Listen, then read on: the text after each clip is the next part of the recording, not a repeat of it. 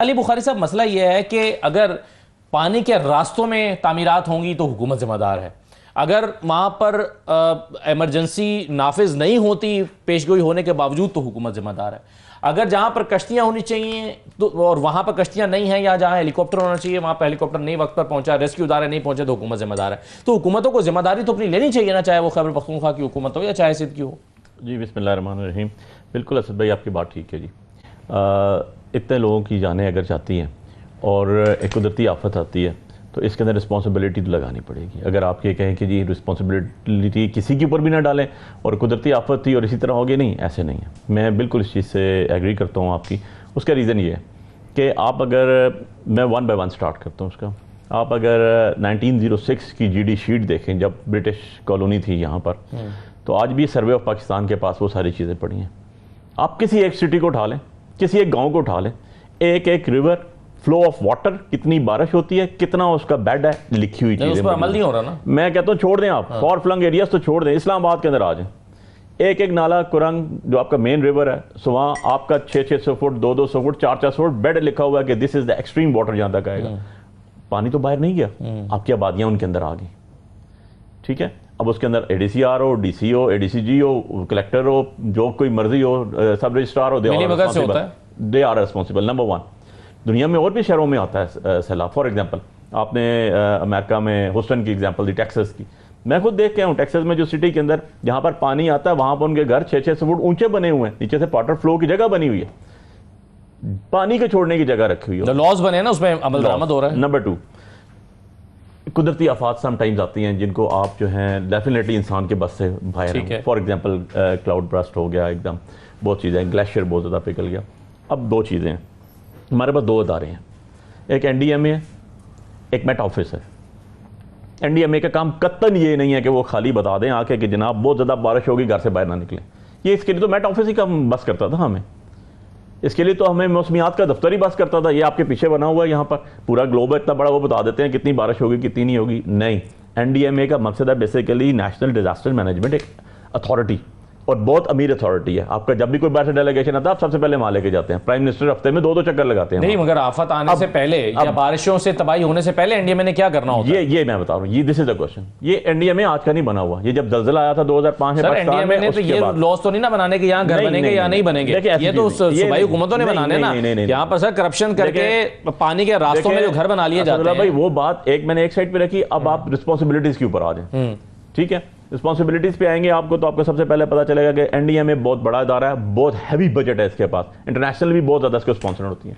लेकिन आज मुझे पता चला 2005 से लेकर 2025 में कि हमारा कोई भी प्रॉब्लम आ जाता है, कुदरती आफत आ जाती है, हमारे पास टेम्परेरी कैंप स्ट्रक्चर नहीं है, हमारे पास कंक्रीट स्ट्रक्चर नहीं है, हमारे पास मोबाइल किचन, गाड़ियों से आगे चली गई चीज़ें, मोबाइल किचन्स नहीं है, हमारे पास जो है मोबाइल हॉस्पिटल नहीं है, हमारे पास मोबाइल फूड सप्लाई नहीं है, हमारे पास हेली सर्विसेज नहीं है। ये देना NDMA का काम है।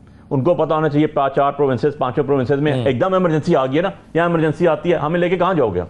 किसी स्कूल में रख दोगे या कहीं बांधोगे? बिस्तरे कहाँ से लाओगे आप?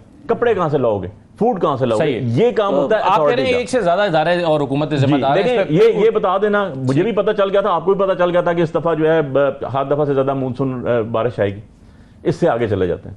अब नंबर 2 चीज, एक तो ये आ गई कि हमारा अदारे का काम है, उसके वो करना है और उसकी वो रिस्पॉन्सिबिलिटी है, उनका काम खाली मुतला करना नहीं है। चलिए, मैं इस पे बिल्कुल ठीक है, आगे आ जाते हैं रेस्क्यू 1122। हाँ, तमाम जो रेस्क्यू के इदारे, अब रेस्क्यू को, अब मैं देखें ना, आपकी बिल्डिंग है, अब मैं आपके 5th फ्लोर पे बैठा हूँ, मुझे यकीन है कि आपको खुदा ना खाता यहाँ कोई हादसा होता है, हमारे पास फायर ब्रिगेड के इतना भी नहीं होगा कि आप इस्लामाबाद की बात करो कि 5 फ्लोर पे पहुंच जाए, तो 57 फ्लोर्स की बिल्डिंग्स बनी है, खुदा खास्ता कोई हादसा होता है तो कैसे रिस्पॉन्सिबल? बिल्कुल सही है। चलिए, मैं एक छोटा सा ब्रेक ले लेता हूँ, ब्रेक के बाद वापस आते हैं। जरा 2-3 चीज़ें जिसका मैं शुरू में जिक्र कर रहा था कि एक तो सेनेट से इंसदाद दहशतगर्दी का जो कानून है वो मंजूर हो गया है, पहले कौमी असम्बली से मंजूर हुआ था, जिसमें किसी भी शख्स को 3 माह तक हिरासत में रखा जा सकता है या हिफाजती हिरासत में लिया जा सकता है।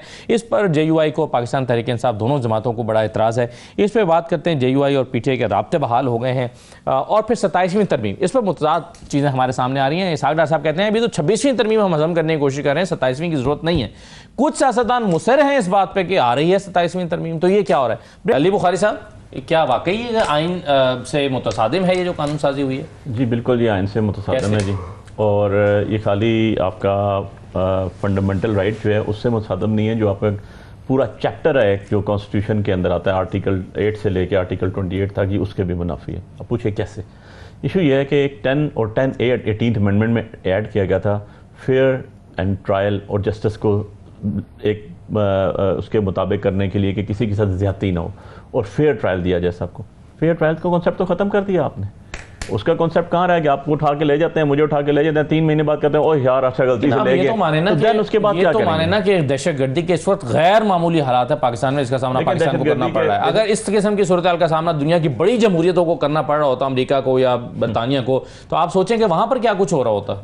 देखिए असदुल्ला भाई, 1997 का ये कानून बना, इसमें अमेंडमेंट्स आती रही और हमारे पाकिस्तान के सुप्रीम कोर्ट के चीफ जस्टिस खोसा साहब ने इसके ऊपर एक जजमेंट दी कि यार जिसका दिल करता है पुलिस जो है उसको उठा के दहशतगर्दी वाले इसमें डाल देती है, जाती दुश्मनियों पे भी लोगों को दहशतगर्दी डाल देती है। उन्होंने एक चीज़ डिफाइन की कि ये टेररिज्म है, उसकी डेफिनेशन क्या है और टेररिज्म एक्ट क्या पर एप्लीकेबल होगा। ये जो आपस में भी लोग मारे जाते हैं, कत्लो गारत हो जाती है दुश्मनी में, ये लोग दहशतगर्दी में आता है या नहीं, हर चीज़ डिफाइन करके सुप्रीम कोर्ट ऑफ पाकिस्तान ने दी। ये एक्ट उसके भी मुनाफी है। ये जो बेसिक थीम ऑफ द आपने एंटी टेररिज्म की रखी थी, ये उसके भी मुनाफी है।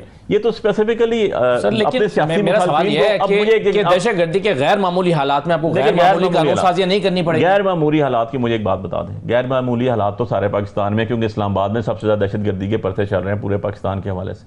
सबसे ज़्यादा दहशतगर्द तो फिर इस्लामाबाद में पाए जाते हैं, क्योंकि सारे PTI के जितने भी रुकन हैं सबके सबके PTI के मेरे समेत बैठे होते हैं। आप सुबह जाके कॉज लिस्ट देखें कोर्ट की, उसमें अगर 15 केसेज होंगे तो 14 PTI के होंगे। यार this is not for that person. आप इसलिए तो नहीं बनाते ना कि लॉ के आप अपने सियासी मुखालफिन को जो है स्नबिंग करें और जल्दा साहब कह रहे हैं कि अब मिसिंग पर्सन होना चाहिए। मिसिंग पर्सन की बात पे आ जाता हूं, मिसिंग उससे तो बेहतर ही है ना, मिसिंग पर्सन पे आ जाता हूं। नहीं एक बात है, अब एक बात है, मिसिंग पर्सन की बात है। इस कानून से पहले जो हजारों लोग मिसिंग है उसका क्या होगा? और फर्दर मुझे ये बता दें, अच्छा मिसिंग पर्सन के ऊपर आप एक लॉ लेकर आके मिसिंग पर्सन का जिस सूबे में सबसे ज्यादा कॉन्सेप्ट है, जिसके अंदर सबसे ज्यादा प्रॉब्लम्स हैं, जो बहुत ज्यादा प्रॉब्लमेटिक, वो पहले इसको तो हल कर लेना, पहले वहां तो इम्पोज कर लेना इसको। तो मैं वहां पर तो आपने इम्पोज नहीं करना, ये आपने सारा का सारा पूरे का पूरा जनरल लॉ जो है, क्योंकि स्पेशल लॉ है ना। देखें जब आपका स्पेशल लॉ आता है तो वो जनरल लॉ को प्रिवेल कर जाता है, आपका जो स्पेशल लॉ है वो चलेगा। इसके बाद जिसको मर्जी थानेदार उठा के ले जाए, तो आपका जो 24 आवर्स में आपने पेश करना बिफोर द मैजिस्ट्रेट, वो कॉन्सेप्ट कहाँ गया? सो आप समझते हैं कि ये फेयर एंड फ्री ट्रायल का तो कॉन्सेप्ट खत्म हो गया। बिल्कुल सही है। चलिए मैं एक और चीज़ पर आना चाहता हूँ ज़रा। हम 26वीं और 27वीं तरमीम पे बहुत बहस करते रहते हैं। इसहाक डार साहब से कल बात हुई तो उन्होंने कहा कि 26वीं तरमीम को ही अभी हम हज़म कर रहे हैं, 27वीं की ज़रूरत ही नहीं है। अब इसहाक डार साहब नायब वज़ीर आज़म भी हैं, उनकी बात को झुटलाया नहीं जा सकता जब वो कह रहे हैं कि 27वीं तरमीम नहीं